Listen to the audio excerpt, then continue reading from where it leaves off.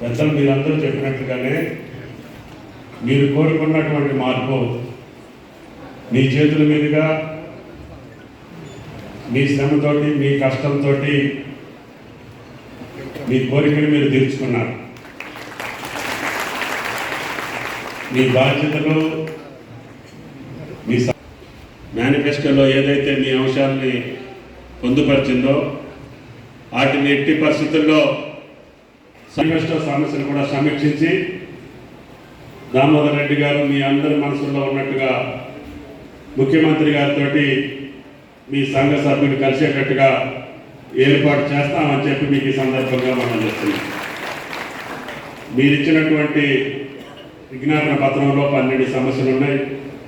ప్రధానంగా హెల్త్ కార్డ్స్కి సంబంధించి, అదేవిధంగా 398 రూపాయల జీతం ఇచ్చినటువంటి వాళ్ళకి, అదేవిధంగా డిఏలు కానీ డిఆర్ఏలు కానీ పెండింగ్ బిల్స్ కానీ, అదేవిధంగా హైదరాబాద్లో ఆఫీస్ స్థలం కానీ, మా కృష్ణయ్య గారు అడిగే ఖమ్మంలో మీరు కోరుకున్నటువంటి భూమి కానీ, వీటన్నింటినీ తపాల వారీగా తప్పకుండా మీ సహకారంతో ప్రభుత్వం పరిశీలిస్తుంది, ప్రయత్నం చేస్తుంది, పూర్తి చేస్తామని చెప్పి కూడా ఈ సందర్భంగా మనం చేస్తున్నాం.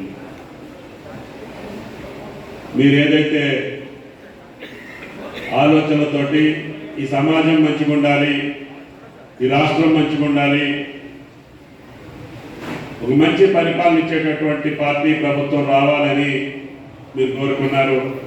నిర్బంధమైనటువంటి ప్రభుత్వాలు కానీ, ప్రజల సమస్యలు పట్టించుకున్నటువంటి ప్రభుత్వం కానీ, అహంకార పూరితంగా ప్రవర్తించేటటువంటి పాలకులు కానీ, అవినీతికి నిలయమైనటువంటి పాలకులు కానీ, అశాంతికి కారణమైనటువంటి పాలకులు కానీ తెలంగాణ ప్రజలు ముఖ్యంగా సహించరు అని చెప్పి మీకు గత చరిత్ర అంతా చెప్తా ఉన్నాం.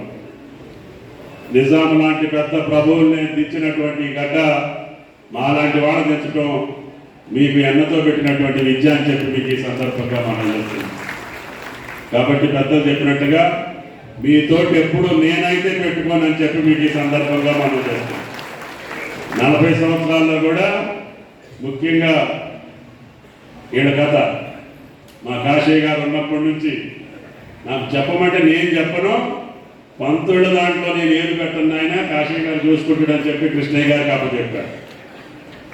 కాబట్టి 40 సంవత్సరాల్లో నేను ఉద్యోగస్తుల దాంట్లో ఎప్పుడు కూడా ఉన్నటువంటి ఉద్యోగస్తులతో సమన్వయపరిచి ప్రజలకు సేవ చేసే దాంట్లో మిమ్మల్ని కష్టపెట్టి ఉండొచ్చు, లేకపోతే గట్టిగా మాట్లాడి ఉండొచ్చు తప్ప ఎప్పుడూ కూడా మీ యొక్క గౌరవం మీద, మీ ప్రతిష్ట మీద, మీ కీర్తి మీద ఎప్పుడూ కించపరిచేటట్టుగా నేను ప్రవర్తించలేదు అని చెప్పి మీకు ఈ సందర్భంగా మనం చేస్తున్నాను. భవిష్యత్తులో కూడా అదే కొనసాగించేటట్టుగా ఇప్పుడున్నటువంటి ఉద్యోగస్తులు కూడా నాకు సహకరించాలని, ఈ జిల్లా సర్వతోముఖాభివృద్ధిలో నాకు ఆ శ్రీరామచంద్రుడు మీరు ఇచ్చినటువంటి శక్తి. ఇందులో చాలామంది నా ప్రభుత్వ కాలంలో నేను అధికారంలో ఉన్నప్పుడు మీరు పనిచేశారు. నా గెలుపుతోటి పాటు రాష్ట్ర ప్రభుత్వాన్ని మార్చుకున్నారు. తప్పకుండా అది ఎప్పుడు కూడా మా మనసుల్లో, మా గుండెల్లో పెట్టుకొని మీకు ఇచ్చినటువంటి మాటకు అనుగుణంగానే మా పాలన కొనసాగుద్ది. తప్పకుండా కొద్దిగా ఆలస్యం కావచ్చు, ఎందుకంటే మీరు ఈ 4 రోజులు బట్టి చూస్తున్నారు రాష్ట్ర ఆర్థిక పరిస్థితి ఎంత అధాపాతాళంలో ఉందో. మొన్న ఫైనాన్స్ మినిస్టర్ గారు అదేవిధంగా శ్వేతపత్రాన్ని కూడా విడుదల చేశాం. అయినా సరే మనం ఒక నమ్మకంతో, ఒక విశ్వాసంతో వచ్చాం.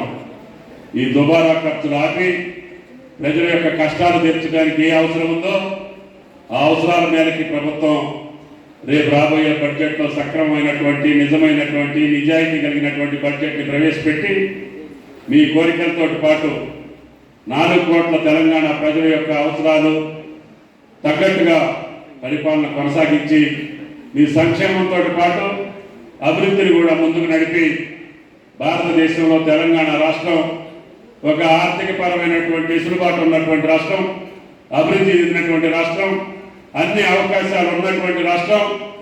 ఈ తెలంగాణ రాష్ట్రం పేరు తెచ్చుకునేటటువంటి విధంగానే ముందుకు పోతామని, దానికి మీరు ఇచ్చినటువంటి ఆశీర్వాదం, మీరు ఇచ్చినటువంటి ఈ యొక్క మా శక్తి తప్పకుండా పాలనలో చూపించి మీరు శభాష్ అనుకునేటట్టుగా మీ అరుగుల మీద కూర్చున్నా ఏ వాకింగ్ చేసుకుంటా ఇన్ని రోజులు ప్రభుత్వం మారాలని మీరు ఏ రకంగా చెప్పారో తప్పకుండా మారిన ప్రభుత్వం మీ ఆలోచన తగ్గట్టుగానే ముందుకెళ్ళేటట్టుగా ఆ శ్రీరామచంద్రుడు మమ్మల్ని ఆశీర్వదించాలని మీరు కూడా మమ్మల్ని ఎక్కడున్నా కూడా చల్లని చూపు మీ చల్లని చూపు మా మీద ఉండాలని ఈ సమస్యను పరిష్కారం చేసే శక్తి ఆ భగవంతుడు మాకు ఇవ్వాలని చెప్పి దేవుణ్ణి ప్రార్థిస్తూ తప్పకుండా నా పాత్ర క్యాబినెట్లో గౌరవ ముఖ్యమంత్రి గారికి సహచర మంత్రులకి దీనికి సంబంధించినటువంటి అంశాలని వెంటనే తీసుకెళ్ళి బడ్జెట్లో మీకు ఎంత ఎసులుబాటు కావాలో అంత ఎసులుబాటుని ప్రవేశపెట్టేటటువంటి విధంగానే